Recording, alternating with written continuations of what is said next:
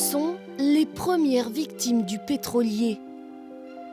Cormorans, macaremoines sont les espèces à avoir été les plus touchées. Le bilan est lourd, mais difficile à chiffrer. Les scientifiques parlent de plus de 20 000 oiseaux morts. Bretagne Vivante et la Ligue de la protection des oiseaux, LPO, ont soigné 4 500 volatiles.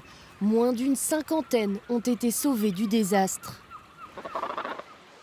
Jadis enveloppée de mazout, c'est recouverte de neige que Jean-Noël Ballot retrouve cette plage.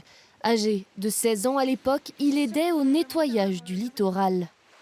Avec l'aide d'enseignants de l'Université de Bretagne occidentale, on a envoyé des étudiants un peu partout tout au long de la côte pour ramasser les oiseaux, mais les oiseaux vivants et les oiseaux morts, pour pouvoir établir une comptabilité des dégâts.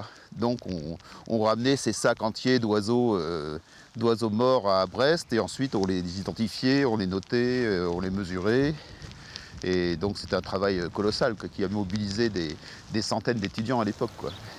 5 ans après la Moco Cadiz, la LPO ouvre sur l'île Grande un centre de soins pour oiseaux mazoutés.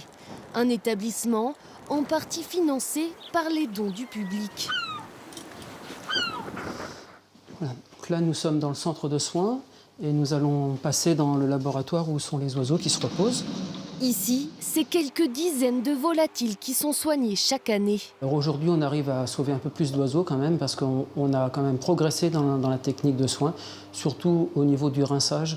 Autrefois, on ne savait pas très bien comment rincer les oiseaux. Maintenant, on a trouvé une technique qui est beaucoup plus efficace, ce qui fait qu'on arrive plus rapidement à rendre aux oiseaux l'étanchéité de leur plumage, ce qui est essentiel pour qu'ils puissent retrouver une autonomie et revivre dans la nature tout seuls.